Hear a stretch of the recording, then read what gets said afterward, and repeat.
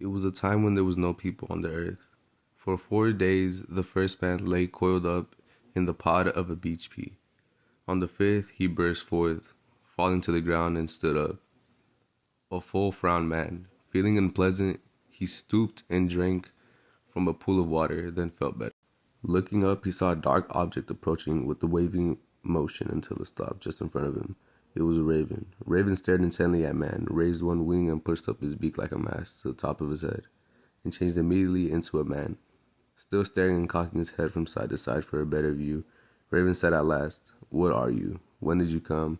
I have never seen anything like you." And Raven looked at man, surprised to see that this stranger was so much like him in shape. It is said that the raven made the world. He is a man with the beak of the raven. When the waters forced the ground up from the deep, Raven poked it with his beak and fixed it into place. This first land was just big enough for the house that was already there. There were 3 people in the house. This was a family with a man, his wife, and their son who was named Raven, who had fixed the land. The father had a bladder hanging over his bed. After much pleading by Raven, the father allowed the boy to play with it. While playing, Raven messed up the bladder and light appeared. The father, not wanting to have light always shining, took the bladder from the boy before he could damage it further.